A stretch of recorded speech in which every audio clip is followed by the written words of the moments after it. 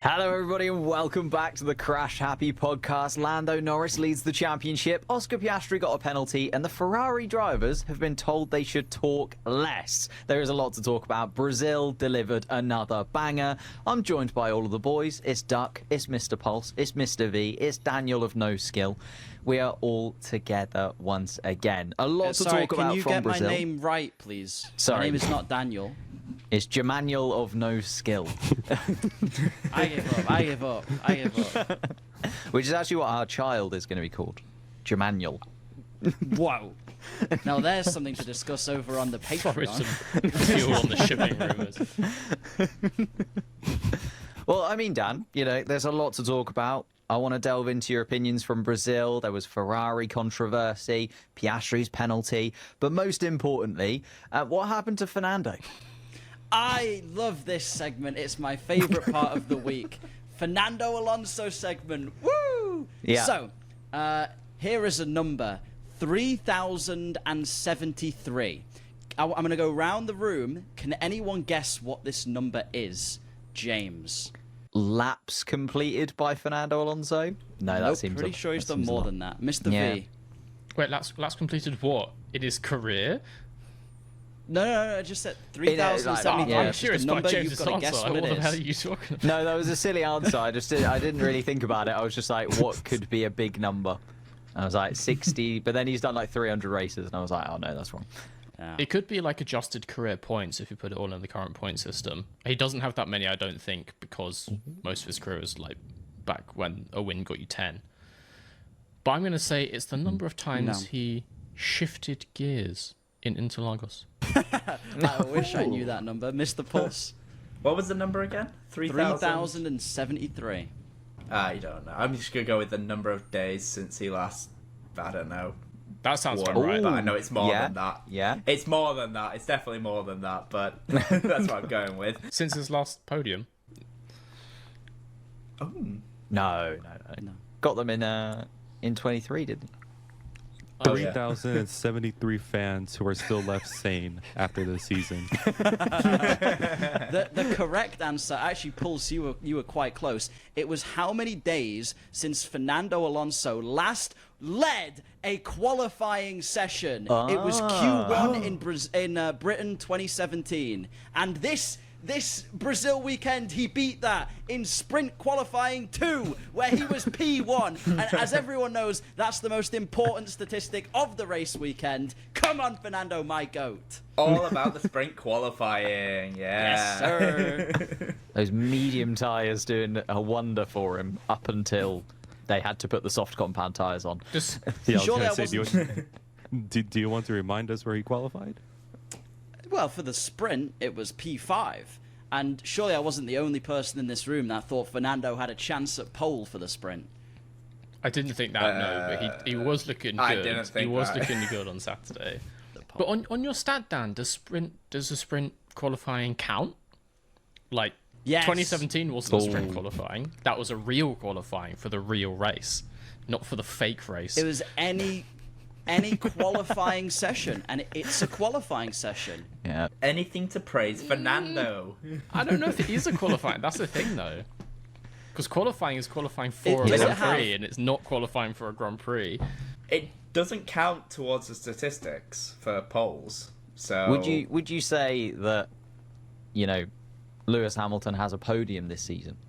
Yes. No. He has Absolutely. a win. It's a sprint No, win. he but doesn't. has He a win. doesn't. He has a sprint win he that's different to a doesn't. It win. doesn't Yeah, but this was No, bugging man. me. Everyone, you know when Verstappen won that Nürburgring thing in his GT3 Ferrari? I saw all these tweets going, oh, Verstappen's the first Formula 1 driver to win in a Ferrari this year. I was thinking, Lewis Hamilton won the sprint. If you're saying the Nürburgring win in a Ferrari is like...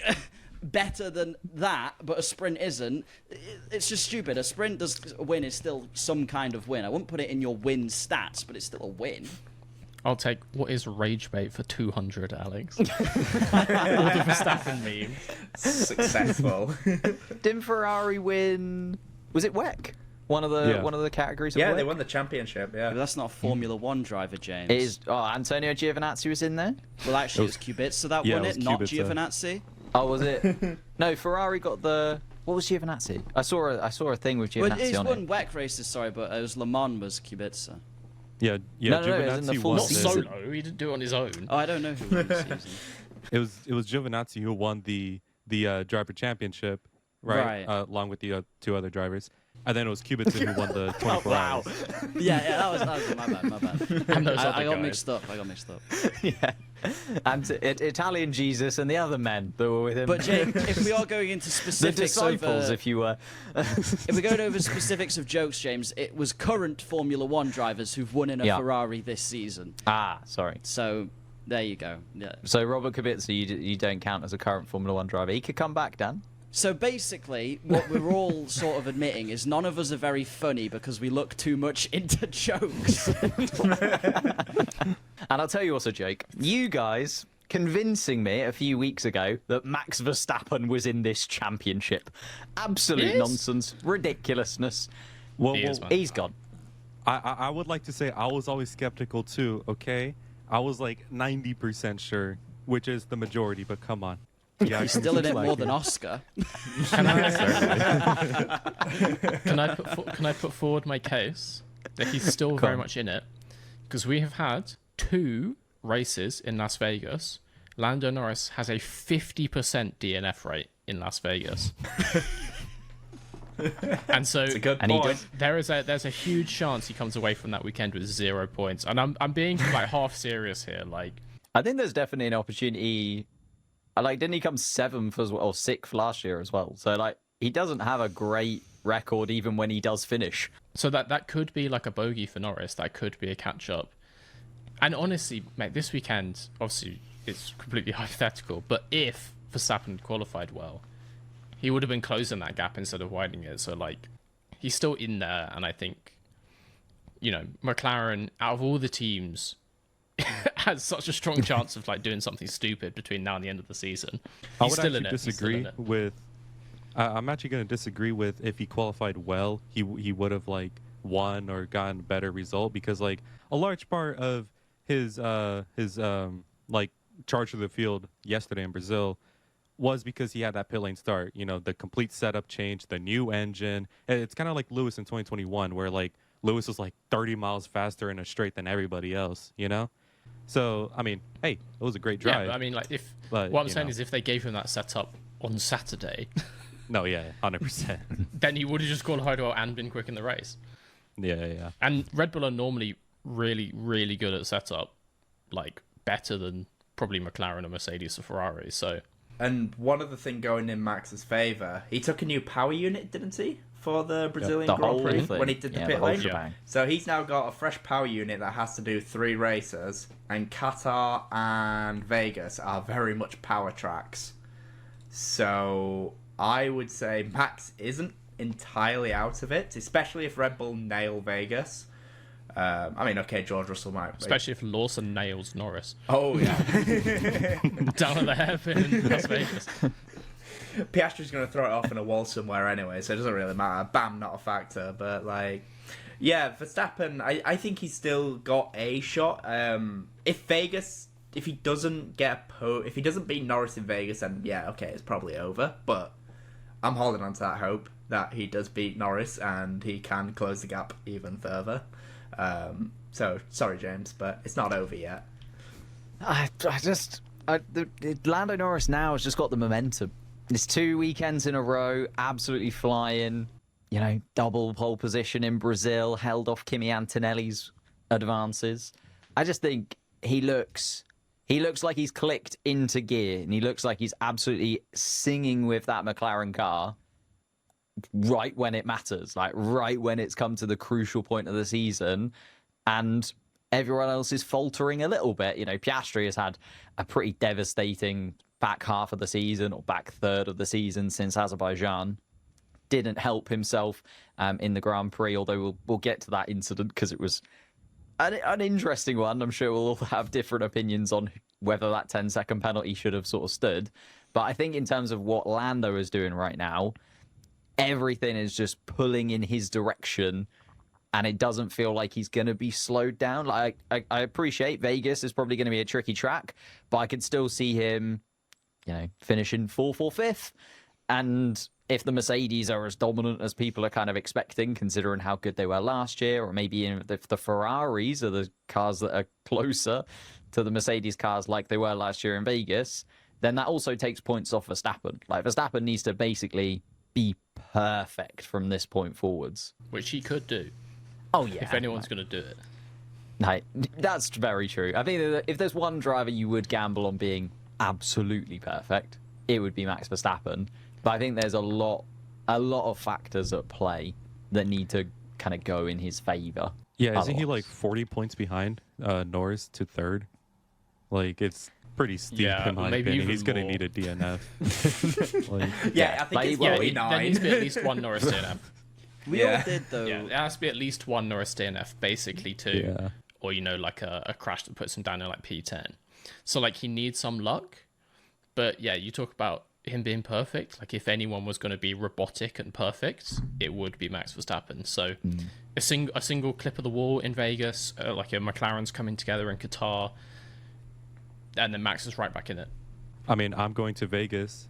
If you guys want me to, I can maybe, grab a Shine rock. some lasers. Take Yeah. one for the team. Like, basically the plot of Cars 2, have a machine blow up his tire. I can do it. All you got to do, man, is just undo the welding on some manhole covers. Oh yeah. Make sure they're nice and loose, like rattling around. Precisely when Norris is going over it, and they'll be perfect. It'll be gone. Doug's gonna be in the sewers. It's gonna be. I'm gonna be like in that one Hitman mission in Hitman 2. If any of you ever played it, there's a mission where you I've- go I've to a played it, but- racetrack. Oh, Yeah, Miami. Yeah. Yeah, I'll yeah, play yeah. that one. Yeah. Oh, like in that mission, you're going to push Norris's dad like off a balcony into the top of his car. Jesus Christ. Moving them both. That's mate. That's like the best way to complete it. Yeah, but not to complete the 2025 season. It would be. It would be remembered. Yeah, it'll be memorable. You won't forget the season. I was gonna say I was the Piastri backer a couple That is true. weeks ago. Yeah, how's that and, going down? Well, at the end of the day, I don't really care. I would like to see McLaren not do well just because I want to spite James. But I thought I'd back Piastri and be a bit different. I don't think he's completely out of it. Like, we've seen before in Formula One how much can change over 3 races. All you need is one incident or, Norris to spin in Q3 or whatever. Like, I don't think Piastri's completely done with it. I also don't think his recent form has been as bad as we've all been saying. I think he could make a little bit of a comeback. So just keep enjoying it. We've got a great championship fight. I mean, I guess moving us on a little bit to one of what I assume is going to be one of the next topics, which is Le Ferrari. Because in the race, I had basically no one to root for. Fernando Alonso and Stroll's Aston Martins were slower than anything. Ferrari double DNF. So I just sat back and enjoyed what was a really fun race to watch. I had no investment in any of the front-running drivers, but it was fun. It was good. And so that's what I'm going to do for the rest of the season. I'm just going to enjoy whoever wins winning it. Sorry, you're at acceptance of grieving. I'm just like, this season's over. 26 is going to be terrible. It's all done, but I'm just enjoying the 26 could be Formula One. fantastic, mate. Let's not get it twisted. No, have you People not seen keep the saying that report? the cars are going to be garbage next year, and that's good. That's going to make the racing better. Have you not seen the report from ex-Renault F1 engineers saying that the Renault engine was looking better? So the Renault F1 engine that was getting built for 26 that got scrapped? Some of them moved to Ferrari and said the Renault engine that got scrapped was looking better than the Ferrari engine looks next year. Mamma mia. So over. They All I'm haven't gonna seen say the is- illegal Ferrari part yet, Dan. They've not seen it yet. Yeah.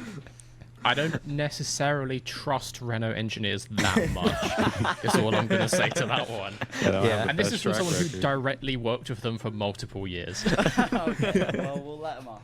They also put together the Renault engine they have now, which is currently Yeah. sitting 10th in the Constructors' Championship, and Pierre Gasly is the only man holding anything afloat there. They're getting rid of team principals. Flavio Briatore is burning through the cash just to try and sell the team on in the future. Like, they're getting rid of quite a lot of stuff. I'm not sure they're the most trustworthy team in the world. Well, Oh, here's a topic I'd like to throw out. What do you guys think about the re-signing of Franco Colapinto for next year? I think it's a 1 year with an option to extend. Yeah. I don't think it's so bad. Initially, like, I know I spent the first couple of episodes basically slating Franco Colapinto, but, like, actually, I saw one of the stats. He's beaten Pierre Gasly a lot more often in the races than I thought he had. I think he's only, like, one race down on Gasly in the head-to-heads, which is shocking. I did not expect that. But, yeah, he's doing okay. It's hard to tell because, the Alpine's so bad that it's hard to judge him. So, I think he does deserve it. I didn't initially, but I do now. I'm all on board, like a Colapinto extension. And they need it. They're going to need, like, consistency with all the changes that's going on around the team anyway. So, Gasly and Colapinto's a solid lineup. I'm going to play devil's adjective. Look, Colapinto might have beaten Pierre Gasly like quite a few times recently, but every time he's beaten him, it's been for what? P18, P17? Who cares? As soon as the Alpine ever has any pace and actually comes to scoring points, who's the one scoring them? Pierre Gasly. And it might be that maybe Colapinto has been the faster driver at those tracks, or maybe Pierre Gasly's gone, well, it's another one of those weekends. I'm not that bothered in the race. If Franco gets past me, he gets past me. We're not scoring any points today. Motivation is also a lot of it. And I think if we saw a more competitive Alpine package next year, I do think Gasly would still be the quicker driver. This comes after me saying I think it was a great idea to re-sign Colapinto, by the way. So I'm just playing the middleman. No, I think you're right. Like, it has its merits. He's certainly done better than the stats make it sound. And I think it's that thing when you're in the the last car, right? Well, it's so difficult to judge when you're 10th in the Constructors' Championship. It's like, how good was Russell when he was in a Williams? Or like, how good are those drivers when the car is just so far off the rest? And it's really difficult to judge compared to the rest of the midfield, especially when the rest of the midfield is really competitive. So like, we have really positive performances from a Behrman and a Bortoletto and a Hadjar to look at because they've been in a car one weekend or another that has been the best of the midfield. Doesn't feel like Franco's ever got that, right? He's never had the best midfield car from any race that he's been in whilst he's been at Alpine. So I think it's much harder to judge that kind of driver and much harder to judge the performances because you do just have to look at the teammate, right? And unfortunately, Gasly is getting, what's he on, 22 points now and a double points finish in Brazil. So it's hard to judge. But Mr. V, I'm looking. You're looking at some stats, aren't you? I am looking at some stats. I just thought you said the phrase he's done better than the stats suggest, and I would argue the exact opposite, that he's done worse than 0 the stats points. suggest. So the stats suggest that they're quite equal. I was going to say the same thing. Yeah. Well, if you're comparing him to Gasly specifically, so the stats suggest in their head-to-head they're something like, a relatively equal number of races, and in qualifying they come relatively close. I think if you just watch Colapinto, he looks significantly worse than Pierre Gasly. Now, I'll throw out there, I still think signing him was a good idea because it doesn't really matter who Alpine signs. So you may as well sign Colapinto, who comes with an absolutely enormous sponsor package. And is clearly very popular with a lot of fans. But just from the eye test, way worse than Pierre Gasly. The only times he seems to finish in front of Gasly is because either Gasly's car just stops working in some catastrophic way, or they put some ridiculous strategy on Gasly because he gets stuck in the midfield trains. They're like, oh, we'll try doing a 4-stop on softs, and it turns out that's a really slow strategy. Colapinto just crashes all the time, and Pierre, it's not like Pierre scored all his points in a freak P3 in the same way that Hülkenberg did. Pierre has had 5 different points finishes, and actually how many have been when Colapinto was there? 1, 2, 3, 4, and a sprint points finish. So Pierre is consistently doing well in the midfield, and Franco is just not. Does that mean I won the podcast again? That's it. Dan wins the podcast. You were playing devil's advocate, Dan, but I completely agree with what you said. Yeah, I win. Okay, I'm leaving for the night, boys. That's my win of the evening. You look at it's so. I just think it's so hard to judge those drivers right at the back end of the pack. It is hard to judge, but I think it's also hard to judge how good of a job Gasly has been doing that's basically gone unnoticed. 2024 Guan Yu Zhou was equal to prime Michael Schumacher. I think a little bit of, let's play devil's adjective. Just a little bit, Dan, please. Yeah, you want to see a real devil's advocate? I disagree with all of you guys, man. Like, look. Yeah? That's not devil's advocate. That's just disagreeing. No. It's just being a dick. Then, all right, whatever, man. What was it like, Dan, 4 or 5 episodes ago, where he was like, Mr. V, I completely agree with you. However, I'm going to have to disagree. No, man. Like, I think Colapinto has been doing better than expected. Just that, like, yes, he hasn't really been at his. I don't want to say full showing because we don't know what his full showing is, but like he's not doing that bad, Like you say, he was crashing every single weekend. When was the last time he got in a crash that was like his fault? Like, oh, I was an idiot and I crashed the car. Brazil The sprint race. Brazil, yeah. What happened? Oh, He did the besides Oscar. that. Besides that. When he literally watched Hulkenberg spin out and then did the exact same thing. But no one's calling Hulkenberg or Piastri garbage drivers. I mean, Colapinto shouldn't get the same treatment. I'd argue Like- a lot of people are calling Piastri a garbage if you want. I driver. can call them garbage too. All I'm gonna say, is 2026. Just be ready. Colapinto, he's not gonna be better than Gasly, but he's gonna be better. Like, he's actually gonna be deserving of his spot. Because like, Well, I was gonna ask you this, Doug. Like, from that point of view, do you think he's been better in an Alpine than he was in a Williams last year? Like, I don't know if he's made that much progress. Now that I actually think back to some of the performances we saw in a Williams, and then you compare, and I know it's hard because he's in a different car, in a different team, and in a very different circumstance. But it's like, has he progressed that much this season as to where we're looking at next season and going, yeah, there's definitely more to come and a jump that he can make? I think in terms of pace, it's kind of hard to tell. But in terms of like not crashing the car all the time, I think certainly. I mean, Brazil last year, he crashed in the race, which it was raining, yeah, but like it was also like he crashed in a straight line or something, right? Vegas qualifying, he crashed right in front of me, by the way. That was kind of a bit unnecessary. And then in Qatar, he takes like 2 or 3 people out in Qatar last year as well. I mean, he certainly improved in not being a dumbass on the track. Just that, it is still hard to know where he is in terms of pace and the ability to race against other drivers. That's what I'm saying. Just give him one more year. One more year. All right, Alpine are going to be a little bit better because of that Mercedes engine. Just one more year. All I say. That's my thoughts as well. Like, I thought like Colapinto in the Williams last year was fast. Like, he beat Albon pretty consistently over laps, but he was shunting the car way too often. And then when he started in Alpine, he was dead slow and shunting the car. But he has improved his pace. He is he is getting closer to Gasly in general.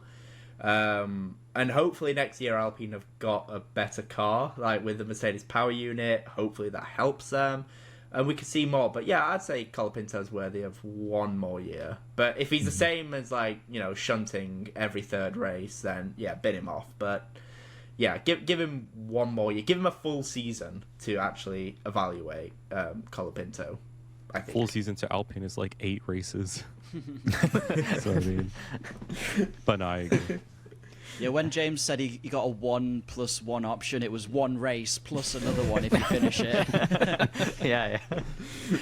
Jack Doohan's just waiting in the background, like, me again? No? I think that's the other thing when it comes to like replacing a driver. I always think is, could Alpine have gotten anyone better? And is like, do they want to gamble on another rookie? Do they want to, is there somebody else that is maybe possibly losing their seat that they could have convinced to come over? Like, is there actually an option for them to improve on that driver? And it's a bit like, you know, we all got frustrated with some of the pay drivers and bits and pieces that have stuck around maybe for a few years longer than they should. But then it's also like, who actually is there to go into that seat that you could be like, they will definitely be better than Colapinto, and the team would be able to convince to go into that seat? Tsunoda or Lawson? But do they know yet what they're doing, right? Because we haven't got a Red Bull situation sorted. Like, Tsunoda doesn't know what he's doing next year. Hadjar doesn't know what he's doing next year. If you're one of them, though, and Flavio Briatore calls you up and goes, I can guarantee you a seat next year, and then Helmut Marko calls you up and maybe you'll be in the Racing Bulls next year, which one are you taking? And is racist towards you. I personally, like, that was what I was thinking. The one I would go for is, I would hope before they signed Colapinto, they had a chat to Yuki Tsunoda, because that was the one for me. And I think I made a video about it a few weeks ago where I was like, maybe that is the move for Yuki Tsunoda. I know everyone keeps linking him with Aston Martin because of Honda. I don't think that's going to happen. Like, and he is certainly not going to be in that Red Bull for very long, it feels like, because the performances still aren't coming.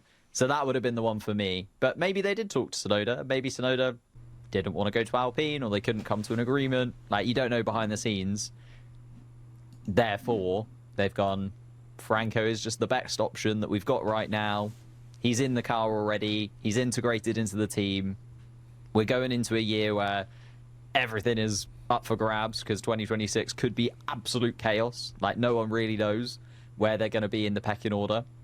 We always speculate, but until the cars are out on track, maybe they were just like, he's the best option that we've got right now.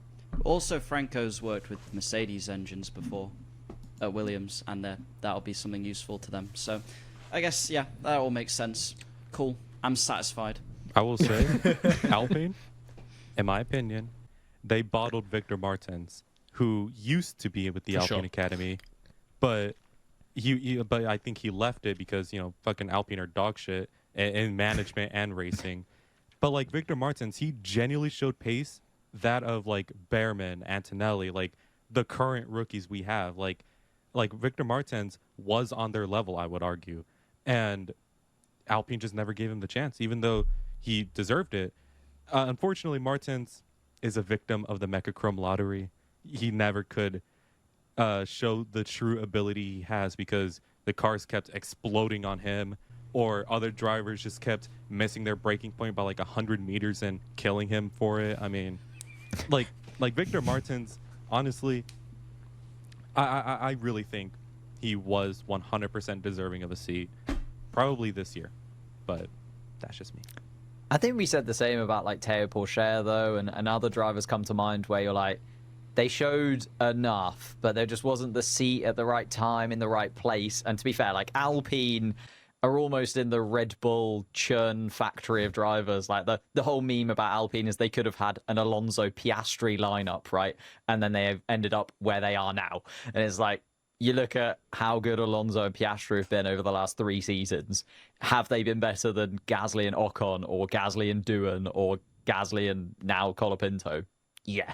Like, if you could turn back the clocks and just go, lads, just sign Piastri, like, just do it, they certainly would, right, if they could go back in time. But, well, or would they, Maybe Piastri starting to fall off a little bit of a cliff. Should we mention him? It is getting awkward now for Oscar Piastri. We keep saying it every week. So maybe he'll bounce back next time. Maybe it's just a little bit of a pattern.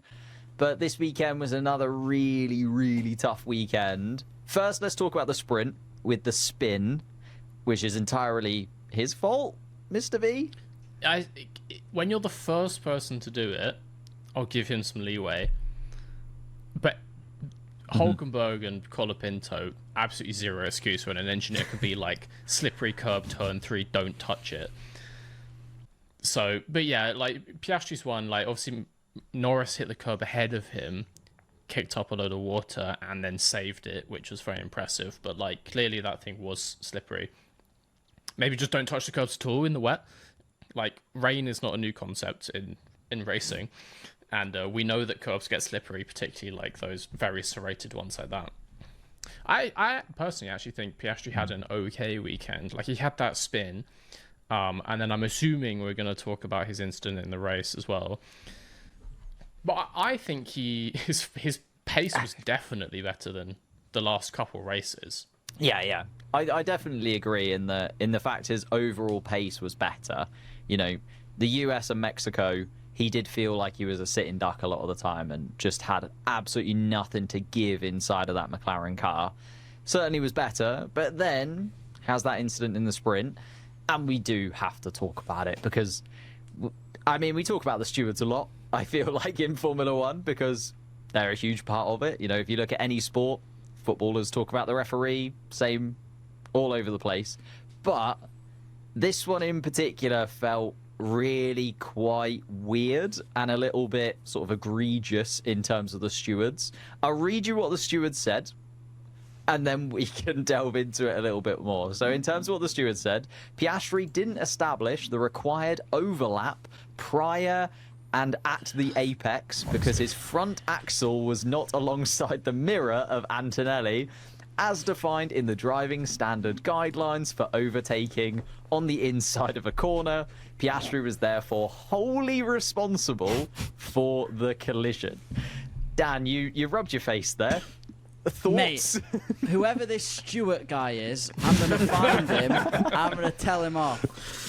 This guy, mate, where does Oscar go? Bro, like, I understand he locked up, which, to be fair, isn't what they're arguing here. They're arguing about their stupid ahead at the apex rules again.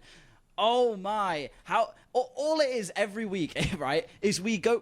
all of us, recently, we've just gone through the same few topics. We go... Who's going to win the championship? Oh, the two bottlers are bottling and Max Verstappen might be catching up. Then we go, Ferrari did crap. Then I say something about Fernando Alonso. And then we start talking about Stewart and his stupid fucking decisions. And it always comes down to the thing that we all agree on is that their ahead at the apex rules are stupid. And they just need to bin them off because that was a perfectly fine move from Oscar. Antonelli had room he could have left. He didn't. He caused the crash. He took Leclerc out. End of story. I think that's the thing, right? That with this one, it's the fact that they're three abreast that maybe changes it a little bit. Three breasts? And the fact that... Okay. I'm really sorry. That was... It's the fact that there are three drivers side by you miss side. 100% of the shots you don't take down. I'm glad you went for it.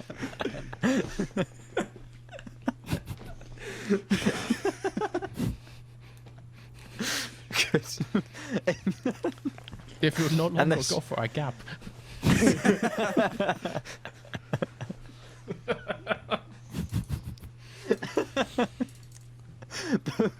But with Leclerc on the outside, and Piastri being the fourth car going into the corner, like he is in fourth place in terms of the drivers at that point, until they are literally. That's the other thing I don't get. I know his mirror isn't alongside Antonelli at the apex, but he is literally side by side with Antonelli the entire straight. So it's like, when do they define these kind of parameters, I guess? But Mr. Pulse, like, the fact that Leclerc is on the outside and Antonelli is maybe a bit worried that, you know, he's going to go out into that direction and just take out Charles Leclerc. I mean, he did end up doing that anyway, but... he was maybe worried about Leclerc. Does that give it a little bit more leeway as to why Antonelli had to do what he did? Well, I don't think Antonelli really did that much. He squeezed Piastri a little bit, fine. I honestly think if Charles Leclerc wasn't there and they made that contact, there wouldn't have been a penalty. I know they say they don't judge based on the results of incidents, but they fucking do. They do. They fucking do. We saw that one with Alonso and Russell in Australia a couple of years ago. Like, they obviously do. Like, fucking Alonso, all he did was lift off and he got a penalty for it. Anyway, yeah, so that one, yeah, it was literally just that. Like, it was a racing incident. It was a turn one of a race restart. Like, I know it's not technically lap... Was it lap one or was it after the safety car that happened? After the safety car. After the safety car. So maybe they don't judge it as a lap one in the same thing, even though, again, it's basically the same thing. But yeah, no, it was just a racing incident. Like, nothing happened. Like, it was just a racing incident. He shouldn't have got a penalty for that.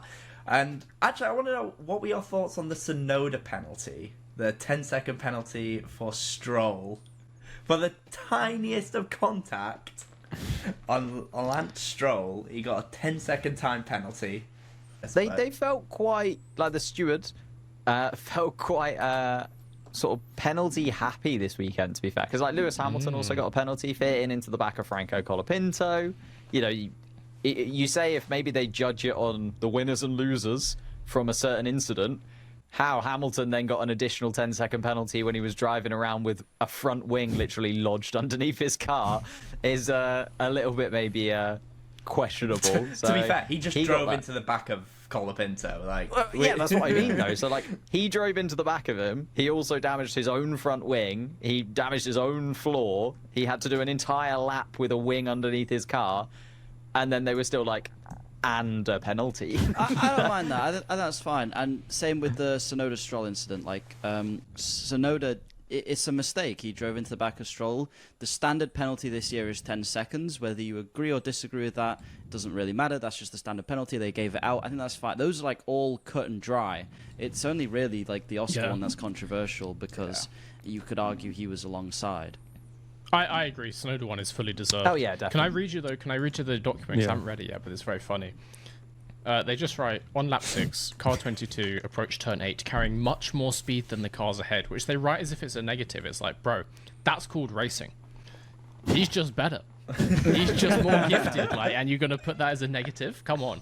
But then it's like, and the rest of it is accurate. They're like, he made contact with the Rev 18, putting 18 into a spin, and that was wholly Tsunoda's fault. Like, he just T-boned Stroll. Yeah. There's no two ways about that. I think, well, yeah, there was a few incidents, there were a few penalties. I think, yeah, as you say, the Piastri one is the only one that's really up for debate. Piastri will certainly feel a little bit hard done by, I think, in terms of where he was, how he was positioned, and also the fact that it is huge in terms of the championship. Like, it's cost him possibly a third place, maybe even fighting with Antonelli for second place. You never know. If I may, the Piastri one is not up for debate as per the way that the racing guidelines are written. So I obviously have a huge issue with this thing, but the way they're written is they talk about being alongside at the apex. Now, obviously, the apex of a corner is not a specific place. Like, it moves depending on driving style and stuff like this. But like, let's say that there's a mutually agreed apex for turn 1 at Interlagos. They hadn't got there. You take a very late apex into turn 1. They had not yet got there. So they were on the straight. So what happened was Antonelli squeezes Piastri into the wall on the straight. It has nothing to do with corners. And so Oscar literally could not go anywhere. And in the document, they said that, like, in the document, it literally says car 81 was slowing to avoid contact, but locked up and so couldn't slow down enough. But they acknowledged that he was attempting to not hit Antonelli. And you can make the argument that he locks up because Antonelli comes across so quickly. Like, obviously, kind of, it's a bit shocking. Like, it's surprising. Absolutely no justification for an Oscar penalty. No debate at all. Like, it's either a racing incident or a penalty for Antonelli. There is no reasonable explanation for an Oscar penalty there. It's absolutely ludicrous. I would be trying to sue them if I was McLaren, personally. That's a ridiculous penalty, one of the worst ones we've seen in a long time.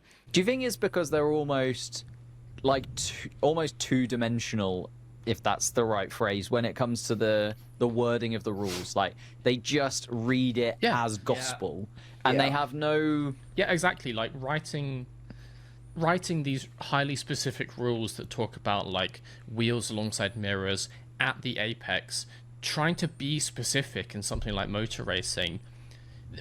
Or should I say, like, if they want to be that specific with the rules, they haven't then been specific enough with the way that things are measured. Like, if you want to talk about being alongside at the apex, you have to be clear where that is. You have to go to the track and put a pylon or like a red dash on the floor where that is, because otherwise I can make an argument that the apex of turn 1 is you know, fucking halfway through turn 2 because I just take like a crazy late line through there. And someone else could say that the apex is like before the track even like starts going down the hill because they take an early line. Like, it is mental. So you have to be more specific with how you're going to measure it if you want to measure it. So they put all these rules in place with no way to measure it. So you've got these five stewards in the room without the tools, but they still have to make a decision. The FIA has told them they have to make a decision. They have to reference these rules. It's not that they don't know how; they're not able to at all. And so it's always going to look wrong because it's always subjective, dressed up as being objective. It's always going to look incorrect. Can anyone answer me this? So they have to change it for next year. Why doesn't the FIA change these rules? Like, all we ever hear is drivers, commentators, us. Everyone complains about them. Like, genuinely, why haven't they changed them? I think they will before long, but I think what would be needed is an incident where the steward's decision basically decides the championship. So let's say somehow, like, Norris has a DNF in Vegas, and then we come into Abu Dhabi and they're separated by like 2 points. And then in Abu Dhabi, like going into the chicane, like the exact same thing happens and someone like comes across the front of Norris hits them, they give Norris a 10-second penalty, Piastri wins, blah, blah, blah. At that point, like, obviously the difference in the penalty is Norris coming like first or second, winning the championship or not. He will, like Massa, just sue the FIA and be like, no, the steward's decision is like fundamentally wrong, and then they will change the rules. But I don't think we're going to get a rule change until something really decisive like that happens.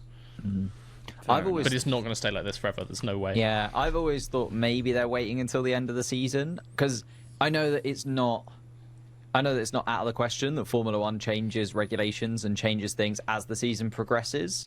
But I do think it is better, you know, if you say, right, this season was run under these regulations and the next season is run under these new regulations. Like, it's better to sort of say, rather than halfway through the year, because then you could go, well, in the first half of the season, it's a bit like, was it 2013 where it was really, really competitive and then we had all of the tyres explode in Silverstone?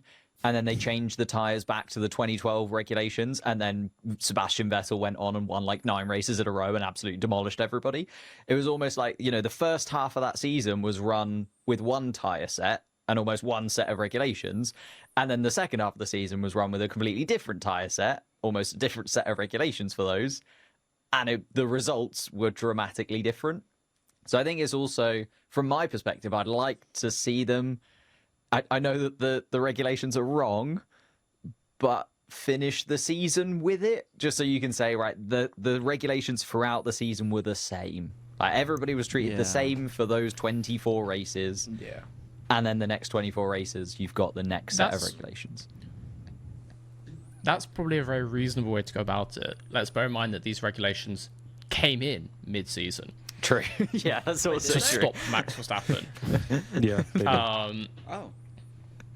But I like, they should change it this off season for the start of 2026. Yeah. But I think the problem is the current culture in the FIA under Mohammed Ben Sulayem, and they just refuse. They refuse to back down from things, and they refuse to admit fault. Like, we've had a number of things now in the last couple of years where they've made a change which has been like universally disliked, universally complained about.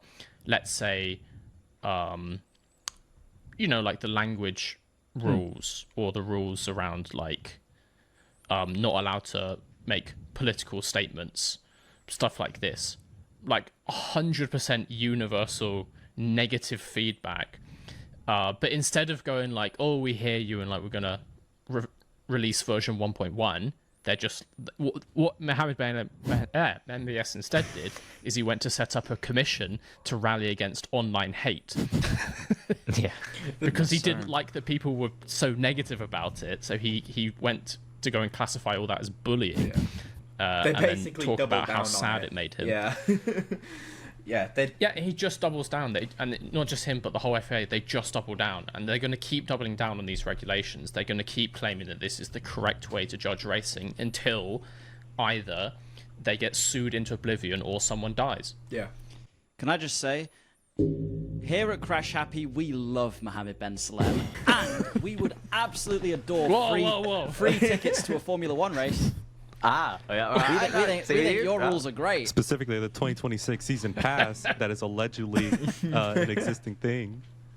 It is. we're a It's big not fan of allegedly. It is an Heineken as existing well. thing. I've Wait, seen. what? You not heard about this season pass? Yeah. No. Go on, Duck. You tell Mr. V about this guy. Apparently, there's like some guy like going to every single race on like a $10,000 budget, and And it's 20K. It's like his How? half his yearly earning or something. yeah, 20K yearly Alright, fair play. budget, and it was either like F1 or the FIA themselves. They gave this guy a 2026 season pass to go to every single race, presumably for free.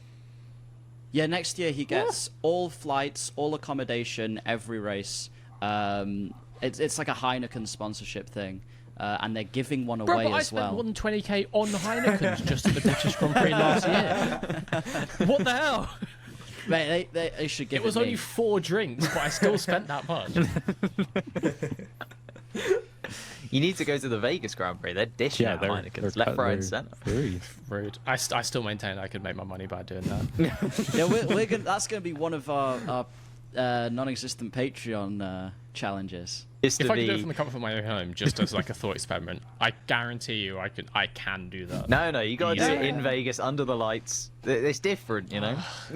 Okay, in the Vegas desert. if Crash Happy is paying for me to go there, then that's fine with me. Yeah, MBS we'll himself is going to do it. We'll send you with like a GoPro, and I'm expecting like a full vlog of every single Heineken.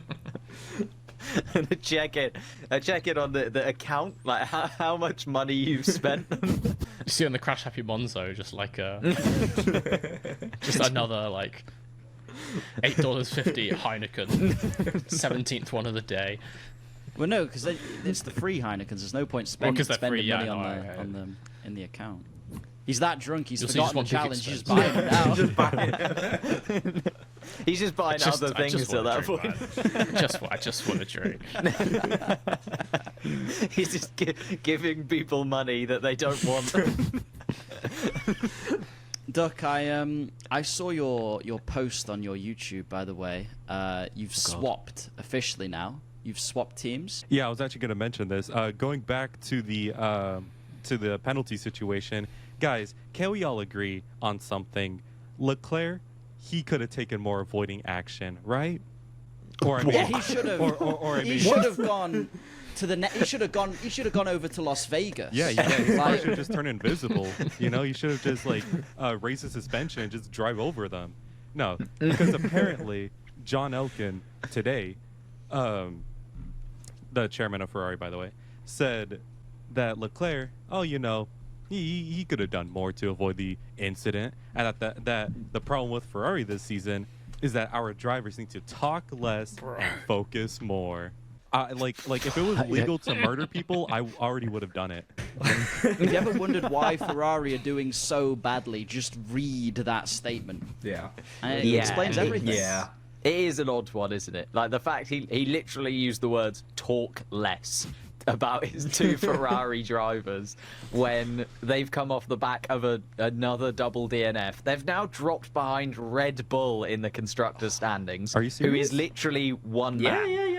Like they are behind. They're behind Max Verstappen and the 15 points that Yuki Tsunoda has managed to cobble together over the course of the season.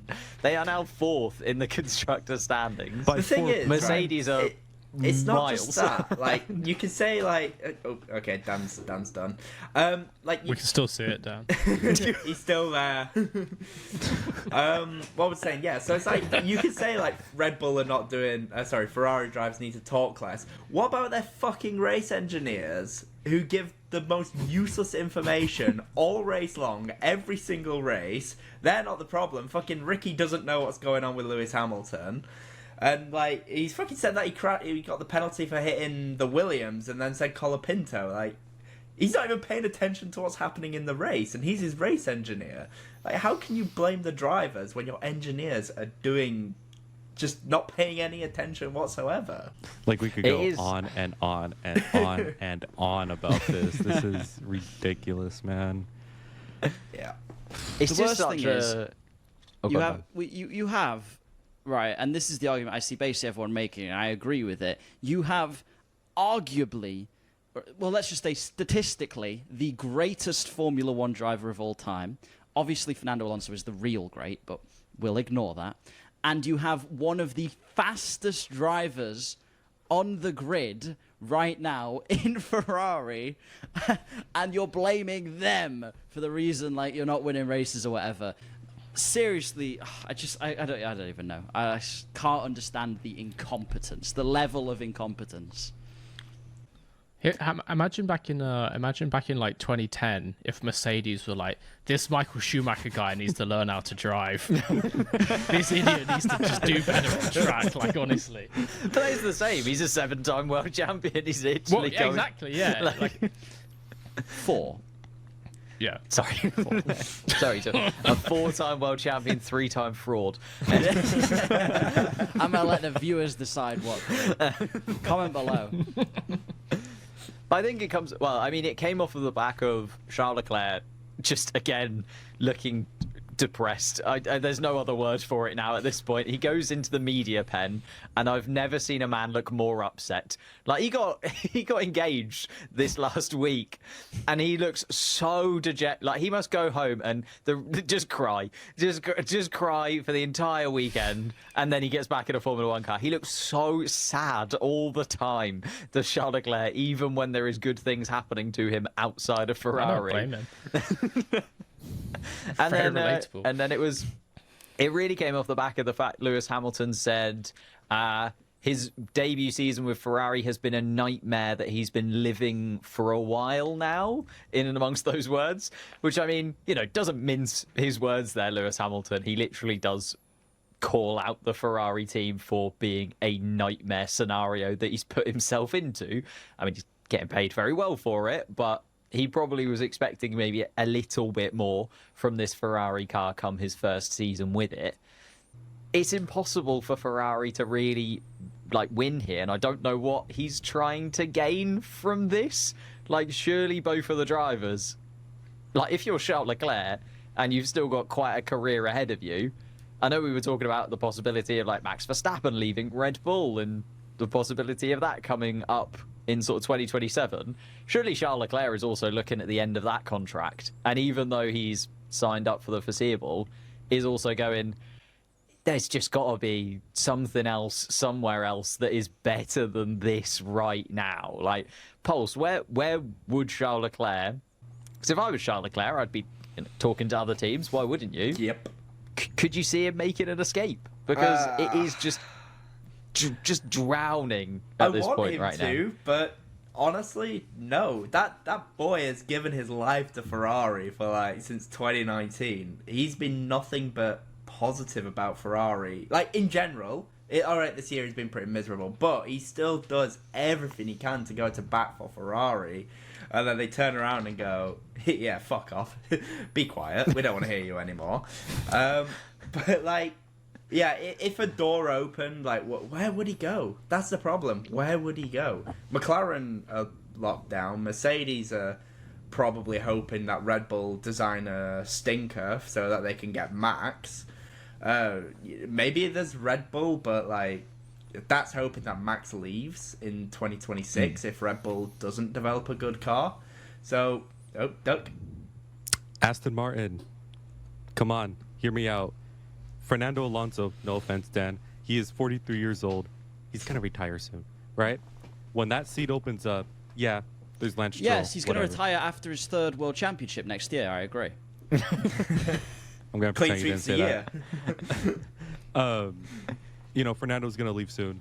Charles should go to that seat because Stroll is going to be there. What the hell they're going to do with Stroll? Stroll is not a good driver. He's not going to have a team wrapped around him, right? Why doesn't Leclerc go there? He's going to, my opinion, he's going to get the Max Verstappen treatment and the whole team being his. He could have a car that is just beautiful to him. Of course, there is the possibility of Honda or Aston Martin not being good, But I mean, I think that chance is too good to just leave, you know? And like, I respect his dedication to Ferrari. I never want to see him leave. I want to see him win titles here. But for like his sanity, like he has to go like soon for his sanity. For his own mental well-being.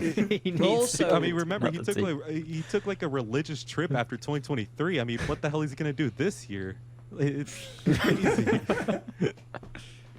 Did you not? I mean, Pulse, you said, "Oh, McLaren's locked down," but have you not seen the rumors of a potential Piastri-Leclerc swap for 2027?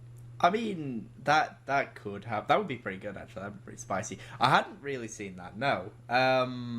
What? Tell me more. I don't know about it. So, well, essentially, Piastri has become, I think, a little bit disheartened at McLaren, especially after the Italian Grand Prix, which was when these rumours were at their highest. And Leclerc is obviously, surely he's getting fed up with Ferrari at this point.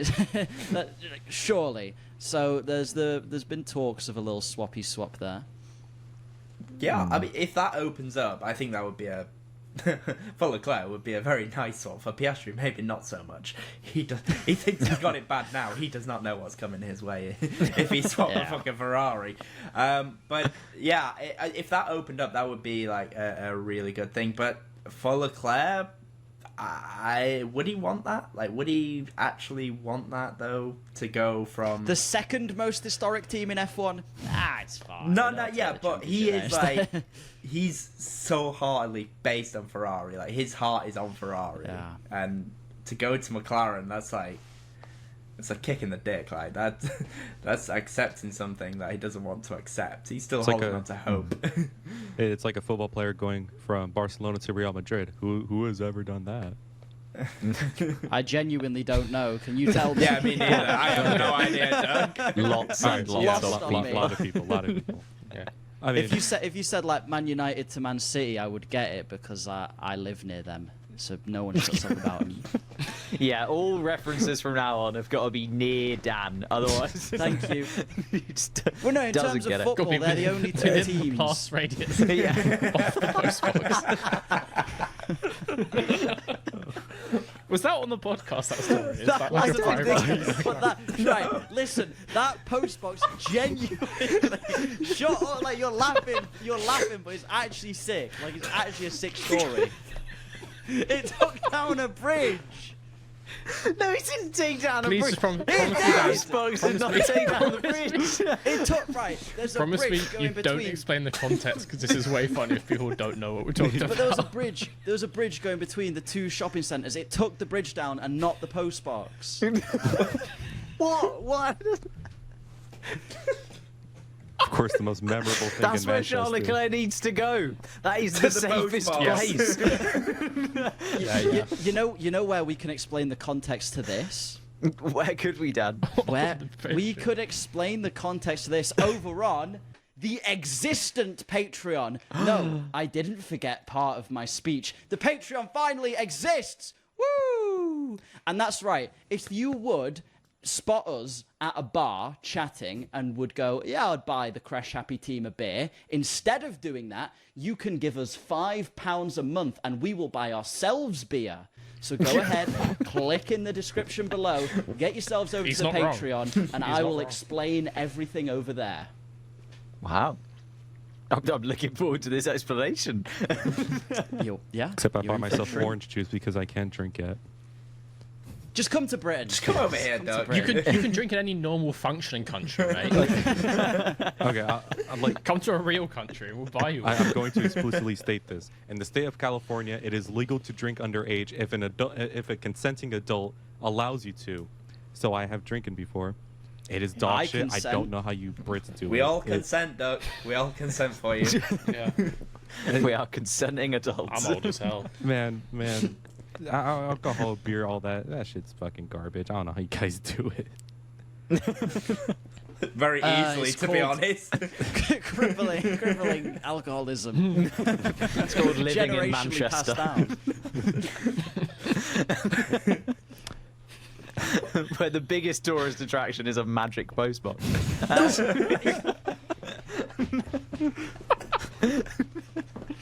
getting really fed up with you, little James. It's all right, we'll have it out. Patreon exclusive. Me and Dan are going to take part. Is creator boxing still a thing? At 200 Patreon members, we'll have a boxing match. But someone has to fight on my behalf because I'm a peaceful man. Why don't we make it a kart race? How about let's keep it on? Oh yeah, Right. we do F1. An actual kart race. An actual Yeah. See kart who's race. the fastest Crash Happy member. I mean, on me an and actual James track. already did a race and I won, so. You did win. You did win. It was your event. You know, slightly rigged, maybe.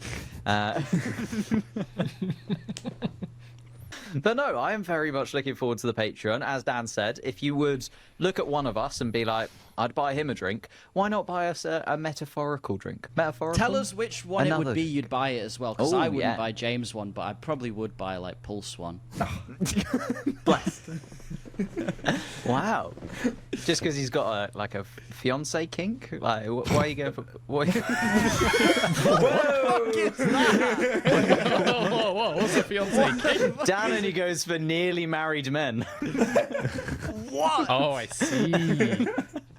Tries to swipe You're him just away at jealous the you last don't have a second. post- It's like Box. when you go out like stag do hunting. Yeah. Yeah. One last That's what opportunity. Dan's doing. Just When because you Pulse don't is have a out, it's post like, oh, box my like last me. night of freedom, and Dan shows up at the bar, when something revealing. The Charles you Leclerc considered- underwear. Nah, I wish I could £5 pull in those out. hand. Now, I was going to spend this on a Patreon, but... And you still should. There is no excuse to not spend it on the Patreon. There Alright, is no excuse. Brand new content coming out on the Patreon. Patreon exclusive podcasts alongside little bits of extra gaming stuff too. It's just the place to be. We've got big plans for the podcast. The podcast's only 2 months old, I realised. Like, we've been going for a little while now. It's consistent. We're Really? there. But we've got big God. plans for the future. Who will be the first to quit? That's my question. I mean, it may be me. Being real, it may be me. Remember, I had my college classes. Freaking trying to drain my balls. No. See, that's the thing. You need Nah, to sign mate, up for you're locked in. Patreon, and then Duck will quit college. I will be a dropout and Let's make get my Doug parents out proud. of college. The Duck Out of College Fund has now officially opened. $500,000, please. Yeah, they all think it's going there, but I'm going to be siphoning that money out as fast as it comes in. I got my offshore account set up and everything. Yeah. In 3 You're months, going on I'm a stag gone. do. Manchester's the place to be. Rule number 1 of financial fraud is admit it on an online podcast. Admit it on a recording. And Everyone when can Jeremy see. Strong, With their when name Jeremy being Strong on. rocks up to the Bahamas, all right, you're not going to be finding me, so it's all good.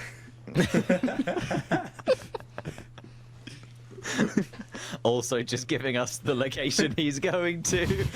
Like, What they don't know is it's actually going to be Stephen McBurn, and I'm going to be in Antarctica. would you want to be super rich in Antarctica? Is there much to spend your money on in Antarctica? I will be the king of the penguins. The king Proper of the term is penguins. emperor. No, is that not just a species of them? No. Oh, I know. Yeah, that's just one penguin. yeah. Yeah. He's the emperor penguin. Just then. one emperor. He's the I don't know. penguin you have to dethrone to become the king of the penguins. Do we have to talk about any more Formula One? Oh, is this an F1 podcast? I didn't know. Sorry. No. Didn't genuinely were there any other news stories from Interlagos? It was a good I feel race. like something happened that we're completely missing. Ollie Behrman, real good. Oh yeah, Ollie Behrman had a great race. The Oh, he was replacement for Charles pretty Leclerc. good. When Yeah. Charles Leclerc goes to either Aston Martin or McLaren, at least they've got Ollie Behrman to go in there. Yeah. And he looks like he could look sad. So he'll fit right in. Like, Yeah, I feel bad for him already. Like That pre-sadness. future that's lining Ollie up for him Behrman. is pure depression. I can't wait. like 2026 happens, Ferrari's not particularly competitive, and Charles is like, fine, I have to cut ties, get out of this abusive relationship. So he shifts over to Ever. They bring Ollie Behrman in, and then we have like a Ferrari technical dominance even greater than the early 2000s, and we get like 7 Behrman championships in a row I was literally with Charles thinking Leclerc and like I was thinking that like P9 and Aston Martin just looking on. like the most Leclerc thing that could happen is the moment he leaves the team is like the dream team all over again. It's exactly what's going to happen. Yeah, guaranteed. I don't know. My money's on Gabriel Bortoleto. Of the rookies, I know I've kind of set my stall out. Bortoletto's the one for me. He's going to win the championships. To be of the crop we've got, like, 5 years later, we're looking back at this. Intriguing. I think Bortoletto will be the one we go, yeah, he was the best of this crop of rookies. And you know why that is? Who's his manager? The GOAT. That's why. Could I ask that, like, to everyone answer that question, though? That's genuinely a very interesting question. Which of the rookies this year, and I guess if you want to include Colapinto and Lawson, will win the championship? There's so many of them that we've got a really strong possibility that one of them will be world champion. Ain't no one picking Colapinto. I'd like to hear around the room. worry. Who does everyone think is winning it Do first? not disrespect Liam Lawson. He's better. Well, I than thought most I'd give you the option. Just in case I think- you were feeling crazy. I think driver to win a championship, though, and best driver are different. Because if you look at, say, I know Leclerc was the season before, but if you look at like Leclerc, Norris, Russell, Albon, which of those drivers is the best? Is certainly not Russell. Norris, but Norris is going to win the championship. It's definitely not Norris, yeah. So I would say win a championship, probably Antonelli. First. Ooh, okay. Actual best driver. Gabriel he's Bortoleto. already in a good team Yeah. as opposed to all the other ones. Because also, yeah, it's team dependent. Like, you could be the best of them, but stuck in the 9th best team for your entire career. Sorry, yeah, Pulse? I was also going to say Antonelli, but that's on the basis that Max doesn't end up joining Mercedes. If Max ends up joining Mercedes, Antonelli's never winning a world championship. As for the actual best one, I want to say Behrman. I've been very impressed with Behrman, especially recently. I think he's now beaten Ocon every single race since, is it Red Bull Ring? Something like Since that? Spa. It's something... Spa, sorry, yeah. So he's been on quite a streak of beating Ocon, which, okay, it's Ocon. But it's still very impressive for him. Hajar's got flares of it, but then also Hajar sometimes gets a little bit overambitious, I think. So, yeah, Behrman to be the best overall, but Antonelli to be the first champion if Max doesn't join Mercedes. I would like to say, all of you are wrong. Kimi will win the championship first, and he is the best driver out of this bunch of rookies. Look, man, I know I keep saying this. Really? I know I keep saying this. I have seen Kimi drive, and Ollie for that matter, since 2021. Like back in their very first years of driving cars. I have never seen a driver like Antonelli. He wins stupidly. All right, like he is amazing. All right, and I'm not doubting Bortoleto, Hajar, everybody else. Like I'm not doubting any of them. They're all great drivers. But Kimi, like he's different. He's different to me. Next year, he'll be better. Next year, he'll be better. And who knows? Maybe he could start winning titles by 28, 29. And he's still only going to be 22 at that period of time. He's still crazy young. I really think Kimi is the best driver out of all these other rookies. Flat out. I mean, I have the experience none of you guys do. I'm more qualified. I have the best wheel. Period. Watch more races, see more laps. I mean, it's a fair point. I do think Antonelli it's so hard because Antonelli is already in a Mercedes. So, the expectations on him are already so skewed compared to the rest.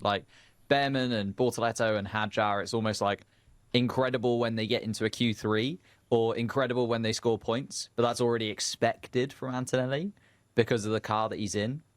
So I think it's difficult to judge those two. But yeah, I agree. I think Antonelli certainly, if he can kick on, could be very special as well. There's just I don't know, Gabriel Bortoleto, even though he's the lowest in the championship right now, and maybe hasn't had the flair races that a Hadjar or a Behrman have had, I just think Bortoleto has got all of the different pieces of the puzzle, and he's got the least experience in Formula One machinery coming into this year of those rookies, and already looks like he's slightly more complete behind the wheel of the car.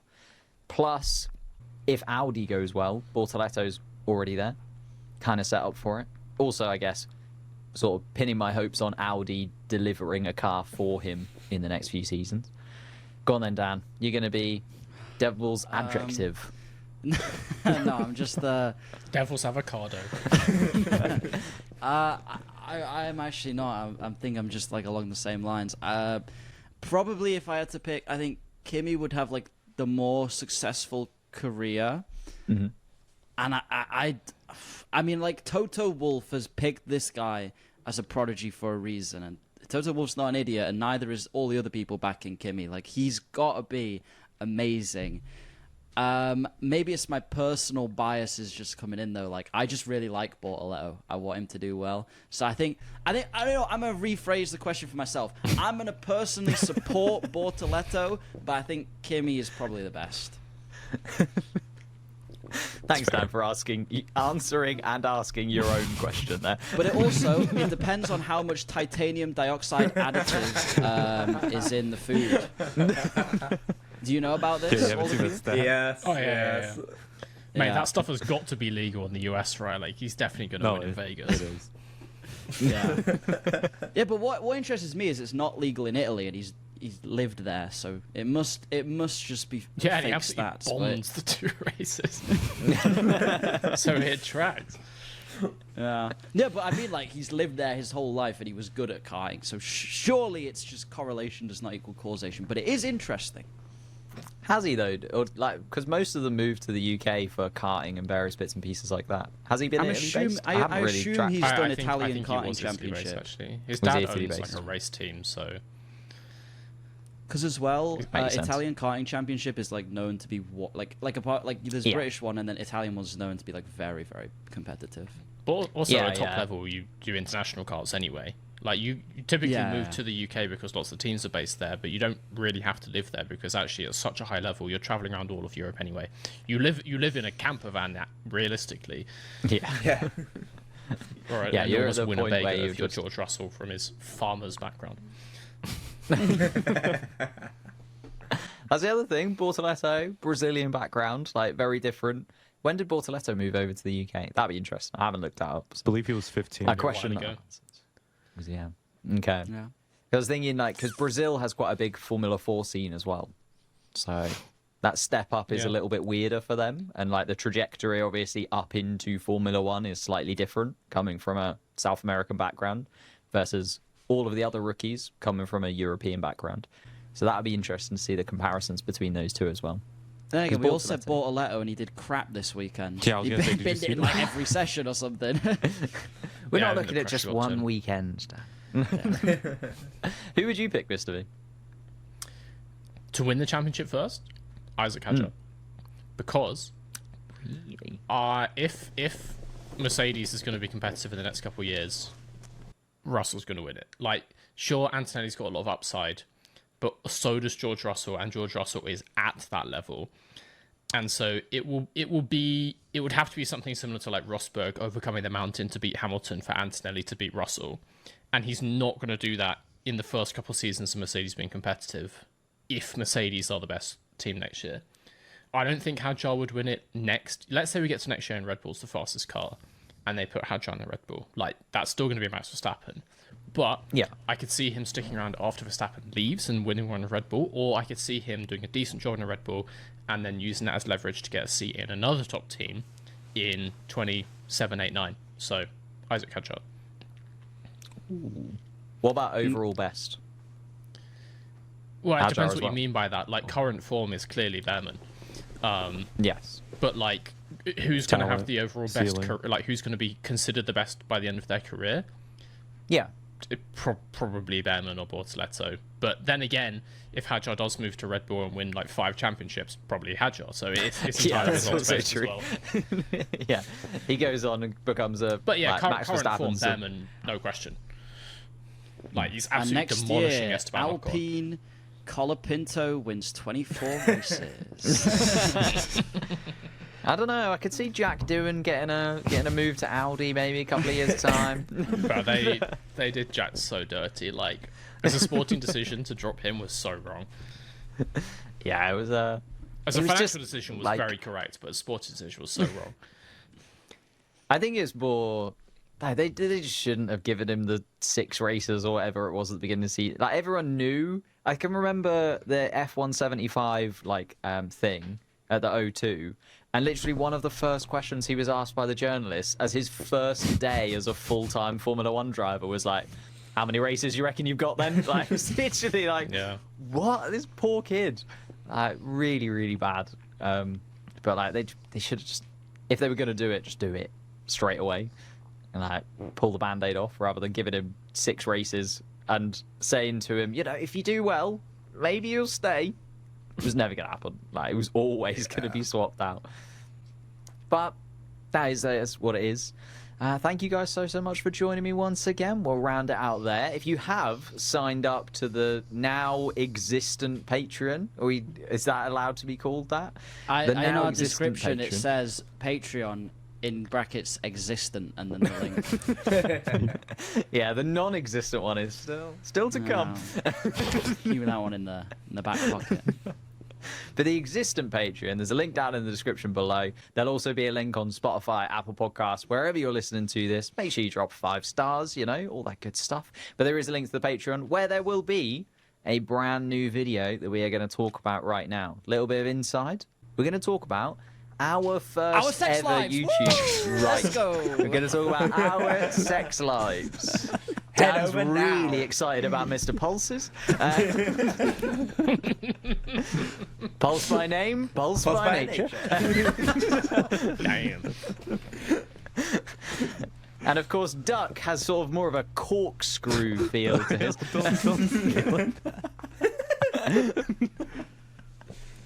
No, we're going to talk about our first ever YouTube videos, which were very much.